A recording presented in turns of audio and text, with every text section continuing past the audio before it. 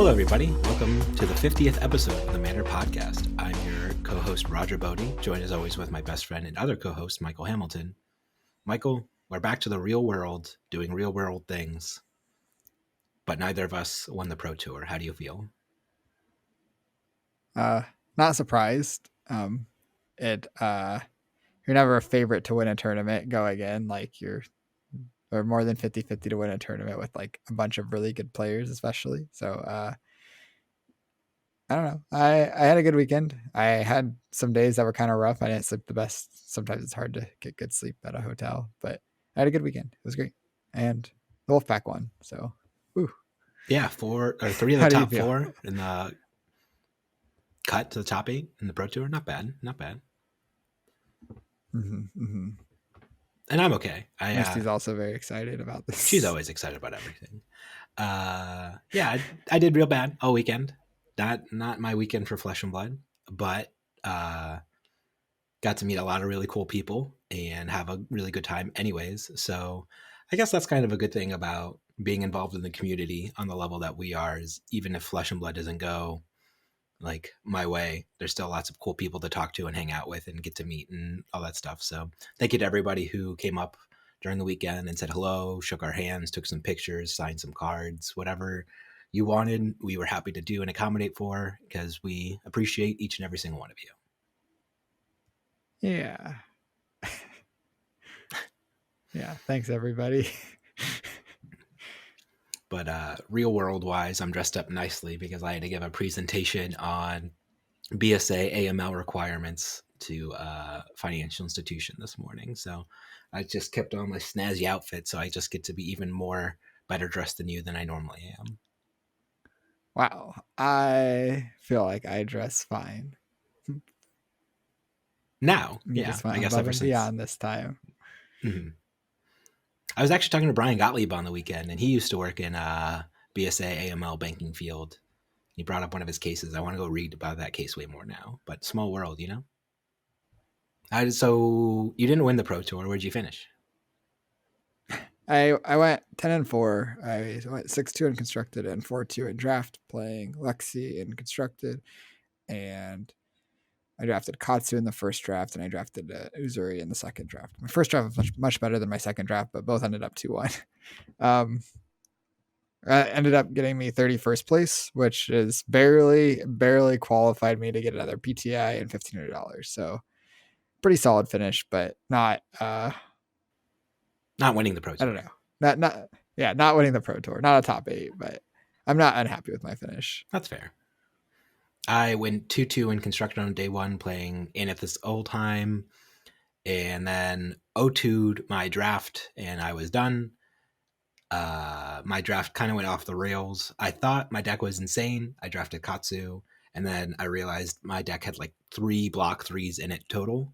So I just didn't block, and then it was just race the clock, and the races didn't go my way, but oh well.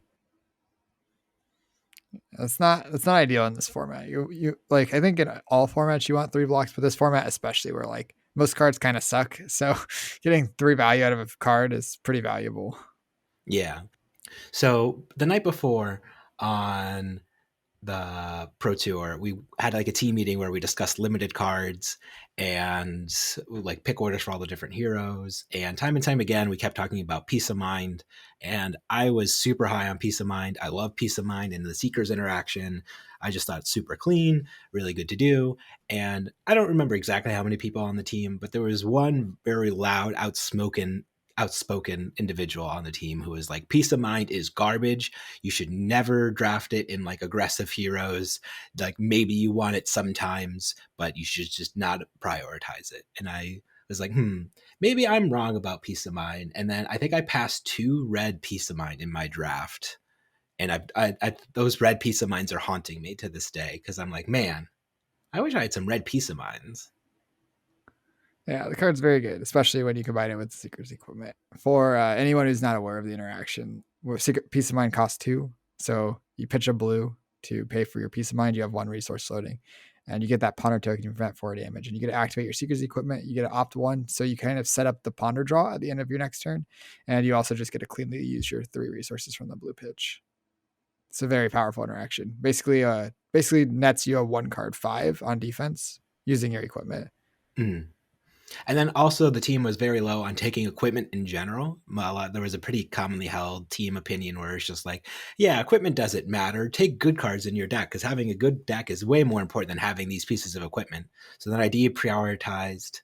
I just let the team meeting get too much in my head, basically. Like it wasn't a consensus on that, but there was enough divergent thoughts with 20 people on the team, obviously now, where you're going to get a lot of wildly varying perspectives, and I didn't have enough confidence in myself and my own evaluations in the limited format to kind of stick by my guns. So I kind of tried, because I hadn't had a lot of success leading up to that point either. Like I think I've had one 3-0 pod in all the drafts we've done so far. So I was like, maybe I'm doing something wrong. I'll try this other strategy to see, maybe if this can work out for me better. And then, because I was like, it's going to be hard to do worse than and then I did worse. Yeah, I think like that's part of just like the size of the team is people are going to have differing opinions, and like there wasn't really time to like we're cramming this meeting in. We had like a few hours Thursday night that we were like, we're going to talk about the whole limited format and how to play all of the heroes and all the matchups and stuff. So we just like kind of and talk about pick orders. So cramming that into like a 2 hour meeting before right before the Pro Tour, it definitely wasn't enough time to like flesh everything out and Or blood at least everything like out. reach. Yeah, yeah I'm But sorry yeah, that it potentially detracted from your or made your drafting experience worse. And I mean, ultimately, at the end of the day, I made the picks. It's all on me, right? And I could have played better in Classic Constructed. I played Oldheim. I think our Anathos Oldheim is like cracked into like Oldheim mirrors, so that's kind of why I wanted to play it. And I beat up an Oldheim mirror round one. Somehow managed to beat a Phi in round two. Not typically a good matchup for Oldheim. And then I lost to Azalea for the first time in 4 months, and then I lost to Alexi, which is just like a slight coin flip, and I made some mistakes. So it's just like that's it. That's how it goes. yeah, I really have issues with like coining that matchup a coin flip, saying that matchup's a coin flip because I really don't.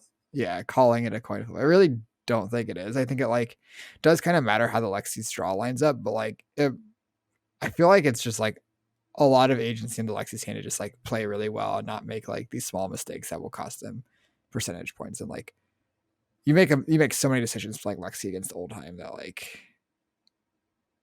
I don't know. I feel like a lot of the time when you win as Lexi, it's because you did like a lot of things right, and when you lose as Lexi, it's because you made a few mistakes that costed you quite a bit. I don't think Yeah, it's really a coin flip. I think I most of the thought. agency is on the Lexi though. Yeah, most of the agencies on the Lexi and the draws, but I think the adding the pummels and the command and conquers back into the list, I think really improved that matchup. Where before we were playing and I was just kind of on the strict defensive plan, I don't think any of our games were like particularly close. And then once I swapped to the pummel CNC build, like the game started getting like really, really, really, really close. And um I feel like with more practice, like maybe and being on like the weirder, more aggressive build of Anathos Oldheim, you could get some equity there. But yeah, I guess calling it a coin flip's a little generous. Mm-hmm. So Lexi, 4 Lexis in the top 8 of the Pro Tour, 3 Lexis in the top 8 of the Calling. Do you think they're gonna do anything about her? She didn't win either tournament. Uh, she didn't win, so there's nothing to be done about it. I think it's fine. Like if as long as she's not winning the tournament, that's the only metric in which they should base their ban and restricted announcements on. So I would probably restrict Teklo Pounder probably at this point from Dash, and then maybe ban Glacial Footsteps out of Class Constructed. I think Yeah, because those are the two I winning mean decks. I think they need to be touched. Dash won her second Calling in what 3 months, 2 months, Yeah, a clearly problematic hero. all over the meta. So it is really interesting. That's how Living Legend points work. But you were being very sarcastic. It sounded like so you don't think ban should follow that same thing where it's like only the winning deck matters. No, I still. The more I think about it, the more I'm just like ban Voltaire. I think that's it. Lexi players will hate it, and sure, maybe the deck gets like significantly worse, but it's not a legendary. It's not a new majestic out of a new set, uh, and it's the third majestic weapon in Tales of Aria, and it's the only one not banned at this point. Clearly, the So you might playtesting as wasn't there on well. the majestic weapons. Just get like I think fundamentally the play patterns Voltaire leads to are not fun and very frustrating to play against, and leaves too much to be left to the die roll a lot of the time as well, where whoever goes second just gets like 15% swings and equity and like win percentages in certain matchups. Like that's not a really healthy thing for a game to have, right? Yeah, I agree. I think win rates going second with Lexi are kind of ridiculous because like you don't have to load your arrow with Voltaire. You can if you want to, and it punishes opponents who do things that like normally going first. The like balancing is that you can take like a setup turn. You can play an energy potion. You can play a blue aura as prism, something like that. Prism or not blue aura, yellow aura as prism. Blue aura, no blue aura as prism. Tired. Prism's gone. Dromai can play auras, make dragons, whatever. All this stuff that you can do. But like if you spend your action point, then Lexi's like, okay, I will load one, sometimes even two arrows on your turn if they have a falcon wing, which that's kind of like a little bit messed up, I think. That like Lexi gets to take a setup on your turn 0. Yeah, and like the whole point of going second is that you get to draw back up to start the game with a 4 card hand. You're meant to have 4 cards on your starting turn. And Lexi's like, how about sometimes I get 5 or 6 cards on the starting turn of the game instead? And it's like, well, I just got max punished for going first. Like this just seems like completely ridiculously unfair in your favor now. What do I do? And even if she doesn't like load in an arrow particularly, like just already getting to filter some cards out of her hand if it's all red, or there's just too many payoff cards that she wants to keep for second cycle. Like Voltaire just gives Lexi so much agency, not only on the first turn of the game, but through all turns of the game going forward as well. I think it's just actually like a problematic bow, especially in the Ranger class. Like if you look at every single other bow in the Ranger class and like how the fundamental design of arrows is structured, like the way you're supposed to be attacking with them, their rates, the action points they give you, and things like that. Like Voltaire is clearly breaking the Ranger fundamentals in some way. Whether it like actually needs to be banned, maybe that's up for debate, and you could look to banning like Endless Arrow or something like that down the line if Lexi gets like really out of hand. But I think the power level of the deck is just such that it's just like probably the best deck. And I think if we don't like I that being said, I don't expect LSS to ban Voltaire or anything today. I think there's going to be no changes, but I could see post Road to Nat season, once like Lexi wins like 75% of like Road to Nats game like matches and things like that. Like I think there could be an issue because I think that's basically where we're heading. Sure, that makes sense. It's really interesting to me. I think Lexi's the first time I think a hero has been broken on the back of their cards more than their equipment. Lexi has New Horizons and Voltaire that are like I would say are quite good, and then her other 3 equipment kind of suck. Like Tunic is fine because you're like playing medium length games, but like everybody has Tunic and it's not particularly good in Lexi compared to any other deck. And then Bullseye Bracers and Snapdragon Scalers, they both kind of like don't look very good, but because her cards are so strong, she can like kind of make them solid at points. But like Bullseye Bracer is you get 1 resource off of Voltaire activation and you can go past a limit of 2. Like that is not a very strong piece of equipment. It doesn't block, it doesn't have battle worn or anything. It just one time you get to save 1 resource and cheat your limit basically. And then Snapdragon Scalers are 1 action point, 1 time in the game. Everybody has, or a lot of heroes use Snapdragon Scalers because a lot of the boot options suck, but like Lexi's cards are just so good. She has so many cards that like break like the typical rates of Flesh and Blood. Like we've talked about Art of War before and like Chain and even Fi, how good it is. Like you go like 3, 4, 5 attacks wide with Art of War. You're paying 1 resource for a bunch of damage. She gets Rain Razors, which is like you spend a full card on it, but you get double the effect on each thing. So instead of spending a third of a card, you spend a full card. But you also get to know what your hand's going to look like with Rain Razors. She gets 3 of a kind, which is 1 resource, draw 3. With it does have downsides, but she mitigates them very well when you're playing like 40 arrows and you have 2 Voltaire activations. And then Codex of Frailty, I think, is the most. It's definitely the most recent additional card that is super broken, where you're getting like 0 for 4 or so, because I guess it's like a 0 for 3. It's like because it doesn't spend your action point, but when you play it, you get an arrow back. So you're just converting it to whatever your best arrow in your discard is, which you're just converting it for a card that's about 1 card worth of value. And then you also get the upside of a pawner token and a frailty token. And sometimes the upside of them not being able to block because you messed them up. But even like ignoring like the frailty token and messing with their arsenal and stuff, you're just like spending 1 card to get 2 cards. It doesn't cost any resources. It's a yellow that blocks 2, and you can play it directly from hand. So we talked about Bullseye Bracer just like being a Voltaire activation. Codex also just like puts an arrow from your discard into your arsenal. So I think these cards are just like really, really good. That's not even talking about any of the individual arrows.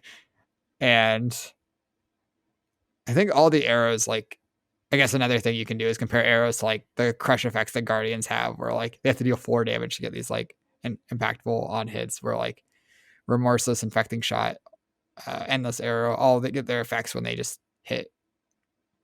I don't know. It's just very strong. Yeah, Searing Shot. Mm-hmm. But yeah, I think are we on the same page that Endless Arrow is the most problematic like arrow card in the deck though?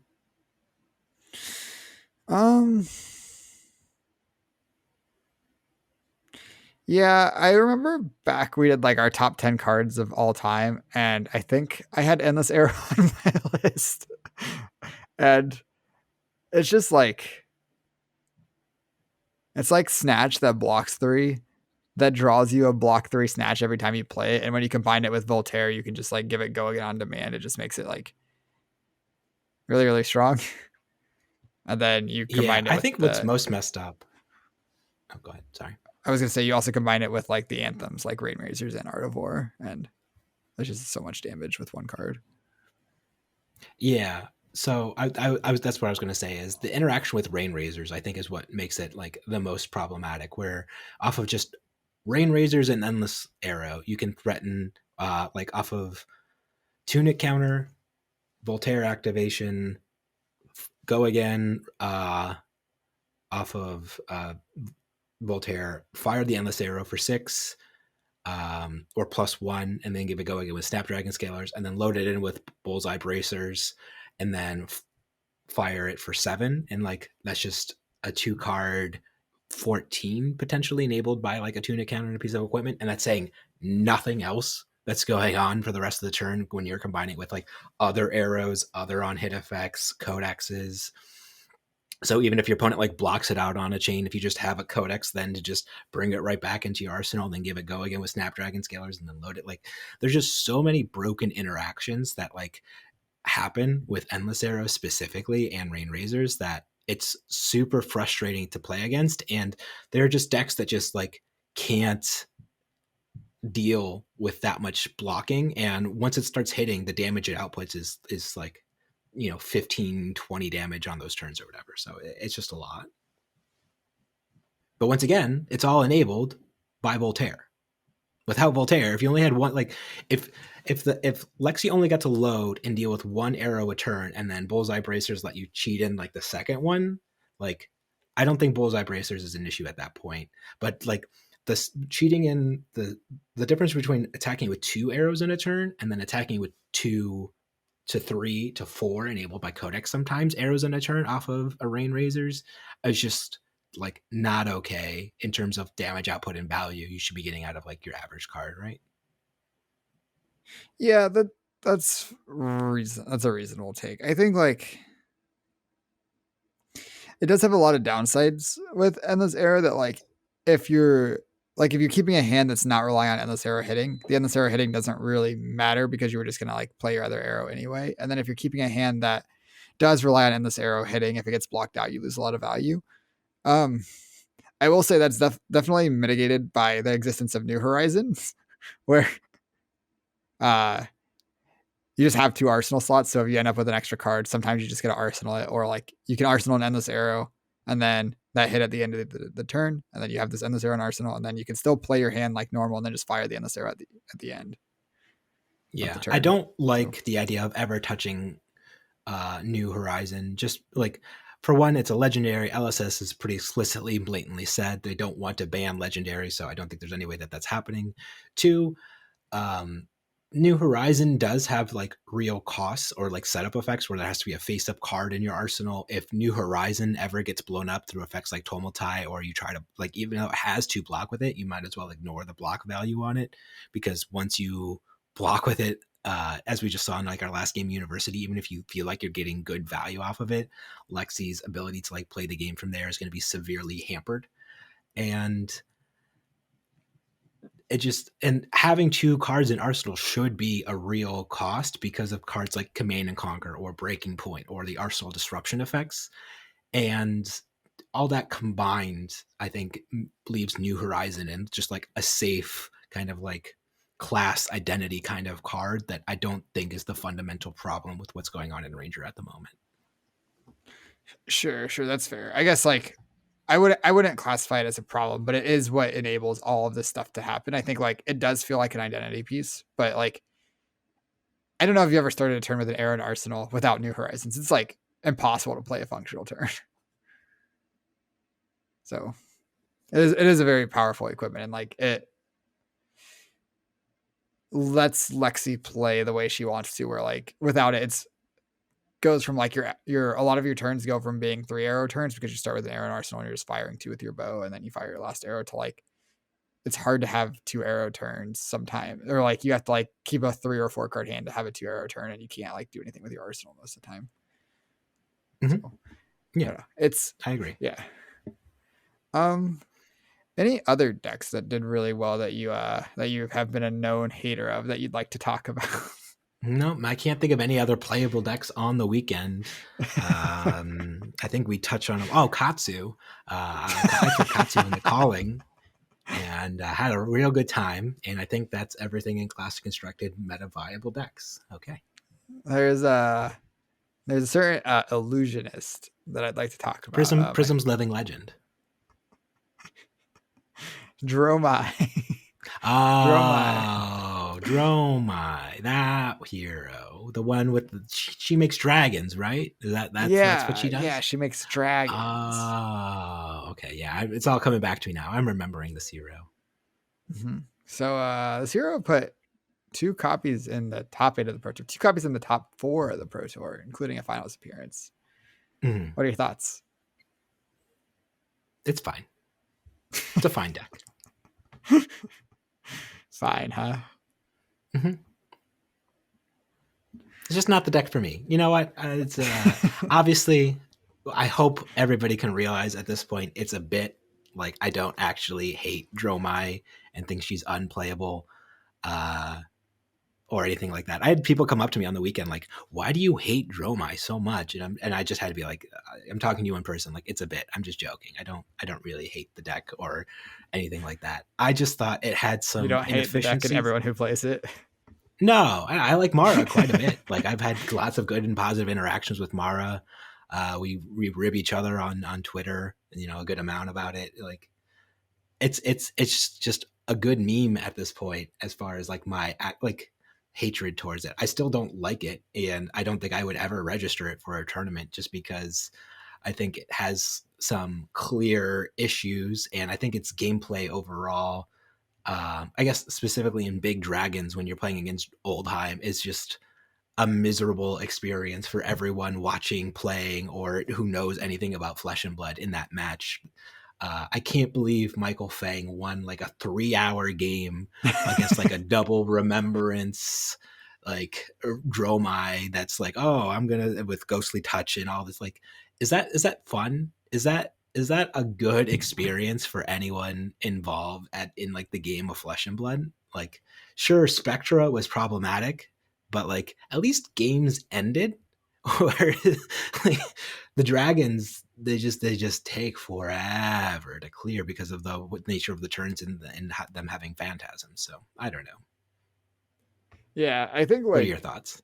I think it's really hard for the games to end because the whole deck blocks for 3. Basically, all the dragons block for 3. Everything blocks for 3 in Dromai, and Oldheim is not very good at killing people, especially people with a bunch of 3 blocks. So Yeah, And defense reactions and peace of mind and Oasis respites and sigil of solaces and all that.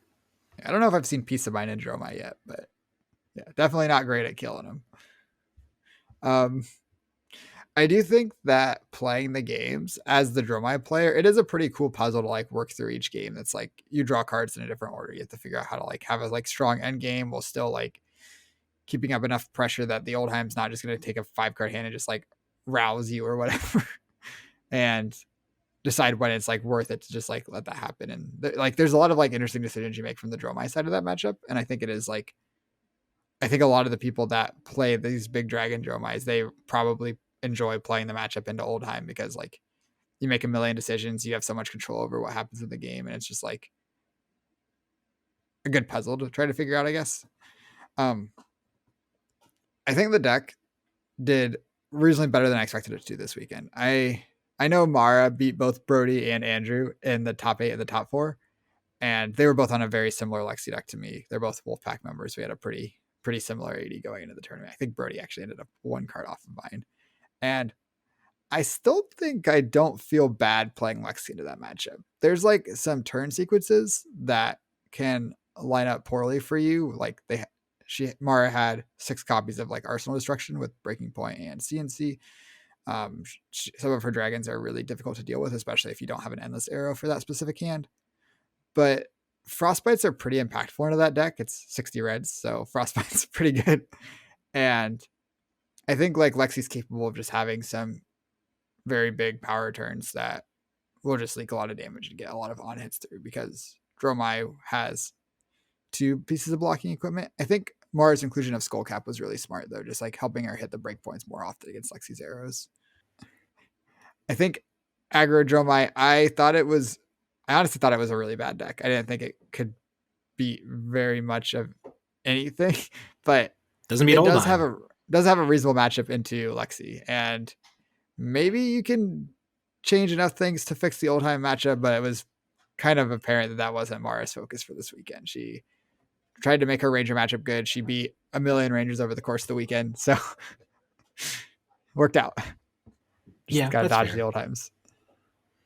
And I do, yeah, the red line Mara version I think is a lot healthier for the game overall. It makes sense, like just getting the accrued value off of the dragons, and if you're playing like that tempo aggro game that she's playing in the red line version, uh, it makes sense to just like try to get the recurred value off of either attacking with them, or if you're racing your opponent and they just spend a bunch of time attacking your dragons, like that's a bunch of value you have to keep coming in with your 0 for 4s instead. So it makes sense from that perspective. I just the big dragon one specifically still just I just am not a fan of that deck and its play patterns overall, and I think super struggles into the aggro decks specifically as well. So yeah, I think Dromai is an incredibly skill intensive hero that requires very precise calculations as far as like what your current board evaluations are, what your future board potential evaluations can be, and managing life total and like your resources. And like there's so much going on in that and the ash resource as well. Like there's so much going on in the deck at any given time that I still think it's overplayed by the general population, because like I said, I think it's actually a harder deck to play than Icelander, and that deck was like notorious for people like this is the hardest deck to play in Flesh and Blood. I think Dromai's way harder than Icelander, and yeah, I guess that's my current evaluation of the deck. It's a good deck in the hands of skilled pilots who know their matchups very well and have good game plans going into it. But if you're just trying to take a deck for like the first time to your local armory or calling or something like that, or like you'd probably be better suited to playing something else. But that's still just one man's opinion. Yeah, that's fair. You talked about something there that I kind of actually hadn't thought about talking about this episode, but I'd like to. I think skill expression in the current CC formats like potentially an all time high. We like thinking back to like Starvo formats and the aggro formats we've had, and even like the Nationals Worlds format where it was like a lot of Icelander and Oldheim. I think the skill expression between like Lexi and Dromai, they're both like very challenging decks to play perfectly, I think. And I'd even lump Oldheim in there, who I think is reasonably easier than both heroes, but like lends himself to very long, drawn out games where you have Wow. to make like Just a lot quoting of out Michael decisions Fang like correctly. that. I think no, I don't think he would He argue, only but plays easy mode heroes. Okay, Michael. oh my god, I see. I just I think it's the game's in a really healthy spot in terms of like skill expression being very very high right now. Where like you're seeing like the people that are winning are doing very or like are just like I don't know like um how do I put this? I'm low skill because I lost a bunch on the weekend, and you're high skill because you won a bunch on the weekend. It's okay. I get it. I I can put guess two to two together. the two class constructed games that I lost this weekend, I felt like I made mistakes in, and if I could go back and play them, I'm not play them again and not make those mistakes. I'm not saying I win those games, but they're definitely a lot closer, and I potentially win those games if I don't make the mistakes at least. And I think like when the format's in a place where like the games are being decided by who's actually playing perfectly, who's making mistakes, who's not making mistakes. I think that's a very good spot for the format in general.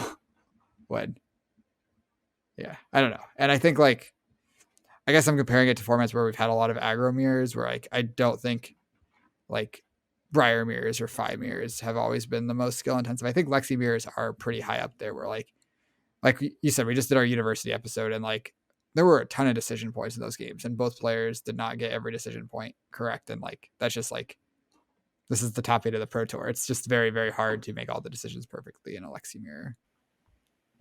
Agreed. Yeah. I'm trying to think if there's any. I guess the secret team deck that we alluded to before was Viserai. Viserai beats up Dromai real badly. It has some other really solid matchups. Apparently, people were posting in the Viserai chat after the Pro Tour, and people were like, "Yeah, Viserai is really good in Oldheim," and all the Oldheim and everybody was like, "You're joking. There's no way Viserai beats up Oldheim." And it's like, sure, you keep thinking that, but like, I don't know. I guess we could just talk about it, but like, because the Pro Tour is over. But yeah, Viserai destroys Oldhim right now in their current format. Like, he just sits on a bunch of rune chants, and you just accrue enough value between the split arcane and physical damage that Oldhim has to split continually all of his cards between all these different resources. And if he ever draws like a very red heavy hand and can't mitigate arcane damage, he just dies horribly. Like, it's not like a buy for Viserai, but I would say Viserai is like extremely favored in Oldhim as far as like current builds of the decks are concerned. Yeah, I think there are some things you can do to make Oldheim a little better into Viserai, but I agree. I think Viserai was very good into Oldheim going into this tournament, and I think that's like Zach took Viserai to top 4 of the calling, uh, He beat up a lot which of Oldhims along the way. and back when Whale was around, it wasn't even a great matchup for Oldheim then, but having Winter's Whale helps a lot against these like aggro decks that really need to draw a good number of a good mix of like reds and blues to pay for the reds and stuff. And losing Whale is that's tough against Viserai. And also like I think Viserai especially, who was both vulnerable to Ice React and also a lot of the time a blue block 2, still blocked for 3 against Viserai because of Rune Chance. So a lot of the downsides of running Whale, of having the 2 blocks instead of the 3 blocks, didn't really apply into Viserai, and it was just like a lot of upside. Yeah, and ice cards are at an all-time low. I didn't even run a single ice card in Anathos Oldtime over the weekend. So like, I just didn't have any way to ice react, no channel like fridges going on, nothing like that. You just have to just play your good attacks and some pummels and just hope for the best in the race, I guess. Yeah, yeah. Which isn't great. Viserai's real good at racing. Yeah, I guess specifically against our team's version of Lexi, though, I did not. So I was on Viserai up until maybe like a week before the Pro Tour when it became apparent that Lexi was going to be the most played deck. I did not want to take Viserai into a field where Lexi was the most played deck because I think Lexi beats up Viserai pretty good. I think she's just usually like a turn faster on average. And that's not even factoring in things like if my opponent has things like Arctic Incarceration or Winter's Bite in their deck, which not every Lexi deck has, but I think it's crazy for the ones that didn't. Like it just feels like such like a minimal package to include. I think it was like 8 ice cards the team played overall.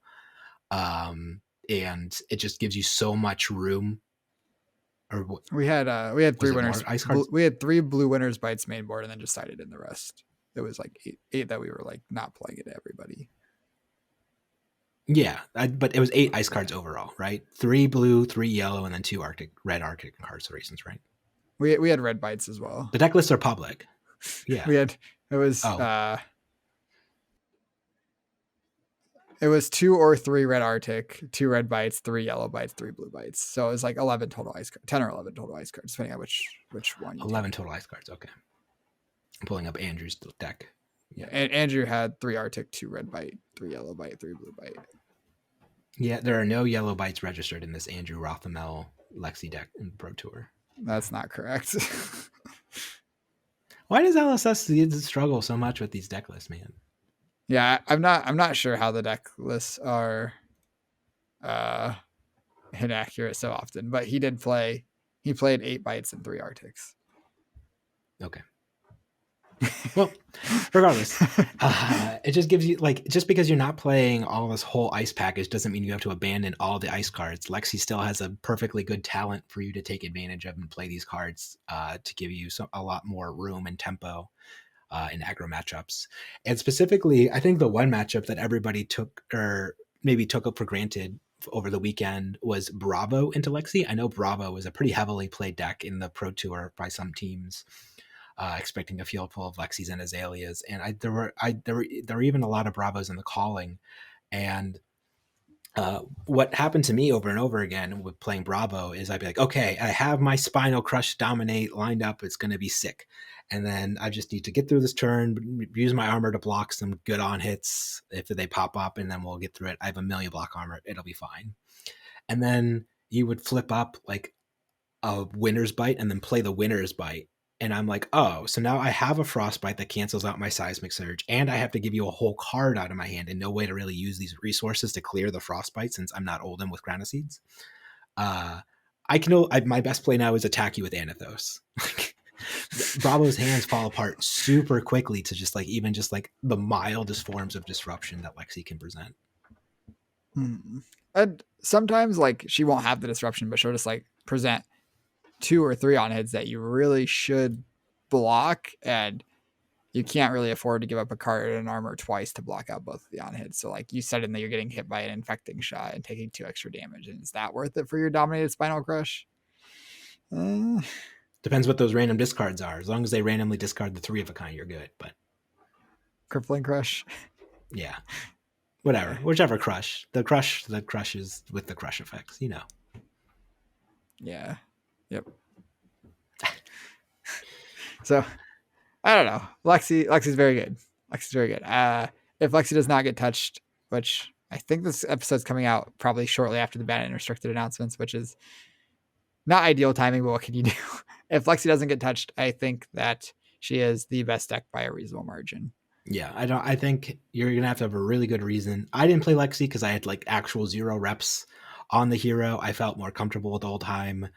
I felt the Anathos Oldhim deck that we took to Pro Tour was a really unique and innovative, good way to build Oldhim with the Vambrace, and that was it. That was my decision. Had I had more time, yeah, I think Lexi is just the best deck to be playing, and I don't think it's particularly close at this point. So, yeah, I kind of I definitely switched to Lexi like not very long before the Pro Tour. And I think like Lexi's very hard to play, and I definitely saw that in the 2 rounds that I lost where I made like one of them I made like a really silly mistake where I like blocked with New Horizons, and then in response to the pummel discard trigger I tried to load my bow, and then I just blew up my arsenal when the combat chain closed because my New Horizons had died.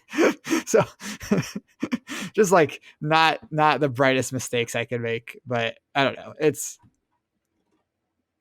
that one feels kind of obvious, but it's like still like a very like it's a weird scenario where I'm like trying to figure out how to get value out of my New Horizons because the game's almost over and I know I'm going to get pummeled, and trying to figure out how to use my cards. Flesh and Blood's hard. It is. It's a great game. I really like this game. Yeah. You want to move on to the whole national season discussion, or do you have anything else you want to say about the Pro Tour? Um, I guess last thing I want to touch on about the Pro Tour is I think this might have been our best Pro Tour yet in terms of like the organization, the hosting, the spectating area was great. The tournament ran really smoothly. All the rounds really fast. I think we were done like 5 both days or something. It was like super early. And I just, I don't know. I think that the venue was also probably our best venue that we've had. And they did a lot of things really well. And I just want to shout out LSS and everybody who was a part of making this tournament happen because I think this was probably by like a reasonable margin our best pro event yet. Yeah, I would agree. It's definitely been the best one I've been to, but you also have been to a few more than I have at this point. But yeah, I was really impressed by everything as well. And I really hope they bring back that viewing area. There's a picture of us like both like watching one of Andrew's matches on the rail from, oh gosh, who took the picture again? Bryn from the Banish Zone. Yeah. Thank you, Bryn. That's a great picture. I love it.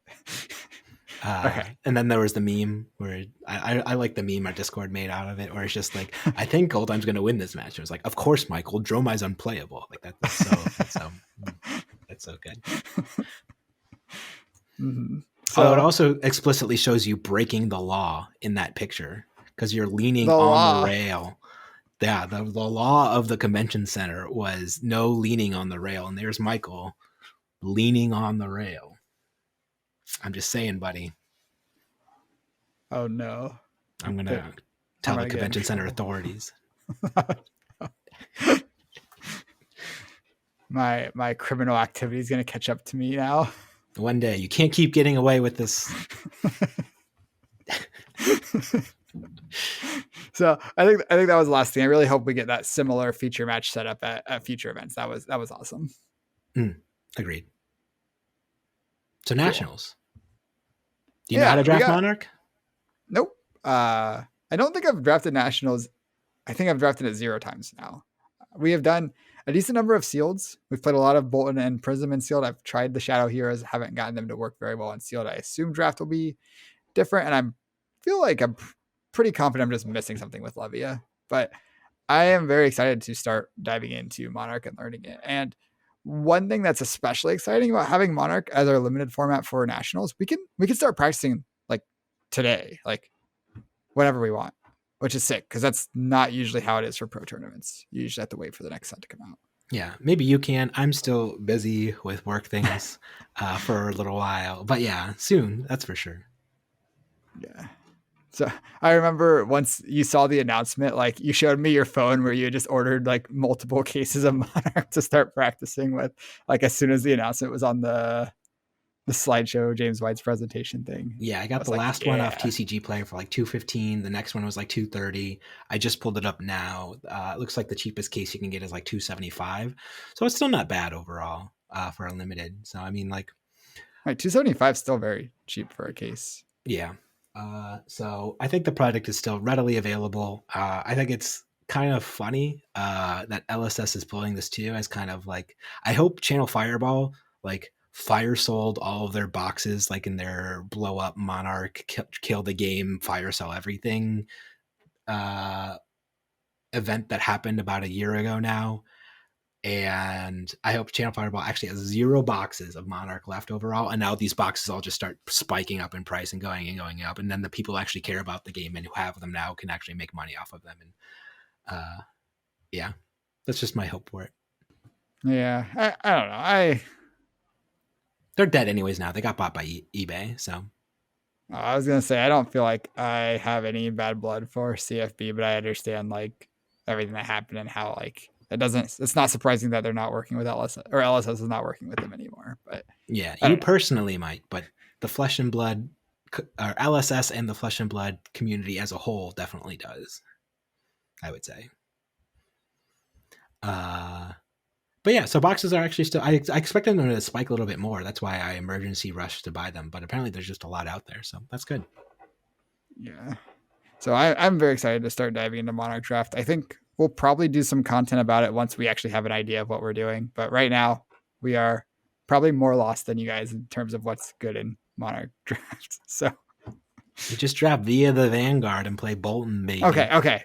We know Via the Vanguard's a bomb. You get your blue your 2 light cards, you're via the Vanguard, and you pitch the blue, you play the via the Vanguard, you charge your 2 light cards, and then you give it go again with the light card, then you attack with the what do they call it? It's an axe, and then you give it go again. Then you attack with Of your other mind. axe, You and then always you lead give with it mind. You always lead with mind. hatchet. Hatchet. And Yeah. then you give the last one go again, and then you play your 0 for 4 illuminate, but it's actually a 0 for 6. It's because of the V double pump. Boom. That's just like a 20 damage turn. That's how you play Vanguard Bolton. very good. And like, I think somebody over the weekend, I forget who, was like, yeah, Bolton's unplayable in draft. I don't think he could ever win a game. And I'm like, okay. Keep disrespecting Bolton. Everybody out there disrespecting Bolton and CC and limited. And I'll just be out here charging the good charge.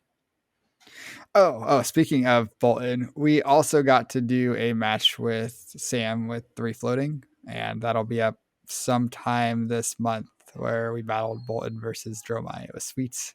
Yeah. Check There's it a lot out. of editing Roger's to do. favorite heroes. Mm-hmm. But once, I guess maybe I should have waited till that comes out, but it's coming soon. He gave us the all good to tell the audience that it happened, but we'll give another shout out more directly once it actually is like posted and stuff, I'm sure. Cool. I have some negative stuff about nationals. I don't really want to dive into that. I'm excited for the tournament, ready for Monarch Draft. We just don't know where it is. We don't know where it is. I'm a little sad Elo's not Q&A. Okay, so I posted this on the Wolfpack Discord. I think Elo invites as a very American perspective for nationals, because if there are countries where there's like literally 12 people playing in the entire nationals event, saying that the top 50 in that country qualify off of Elo, like that doesn't really make sense. Right? So you're saying that so then everybody makes more sense because then you have to play it in it. Wait, the smaller countries are open invitation anyway. You don't have to queue for nationals in like a lot of the smaller countries. Yeah, but there are, I guess, the more medium-sized ones then as well. Elo still doesn't make sense, right? Because there's just not an amazing opportunity for the rest of the world to have gotten a lot of Elo at this point, right? Like Europe has had so far up until this point has had one calling, right? Yeah, but I don't know because ProQuest and Road to Nationals both award Elo now. So like, if they played in a ProQuest, they have for at least a little while. I think season 2 of ProQuest last year did. Because I remember our Prism versus Chain finals, you got some Elo points off me. Who cares? My Elo's an actual dumpster fire after this weekend. So that's the other reason why Elo doesn't matter. Nobody should care about Elo. It's not an important. It's just a number, man. It doesn't. Nobody. Don't look up my Elo ratings. It's fine. It doesn't matter. I think it was just season 1 of ProQuest that did not have Elo attached to it. So I feel like there have been a decent number of opportunities, and I don't know. I think it's hard to not be biased here because I'm just like, I have to go play some Road to Nationals to get my invite, Yeah, I'm also biased because I have to play in those same Road to Nationals with you in them. I wish you were qualified through another means, so I didn't have to play in more tournaments with Michael Hamilton.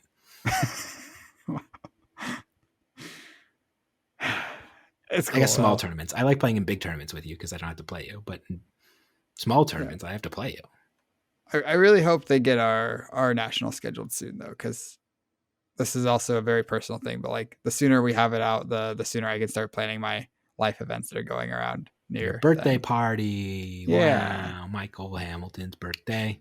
I'm gonna be 29. I'm gonna be so old. Yeah, I'm turning 33 in 12 days. I have to wait 11 years before I get repeating numbers again. Happy birthday in 12 days. Thanks. We'll talk about my birthday more next week's podcast. Okay, sounds good. Yeah, that's everything I had. Anything else you want to talk about before we wrap up? Flesh and Blood Sweet. Had a great time meeting everybody again. Said that at the top of the chaos. I'm going to say it again now. And subscribe. You guys should subscribe or follow us on the audio versions. We're almost at 1,400 subscribers now. So thanks for everybody who does that. But yeah, subscribe, like, comment, do the things. All that jazz. All right. Also, I don't know if I said this, but massive shout outs to Michael Fang for winning the Pro Tour. He's real good at the game. Yeah. turns out there are a lot of good Flesh and Blood players on the Wolfpack and Roger Bodee. And with that being said, the next time you're playing Flesh and Blood, always remember, mind your manners. Thanks for watching.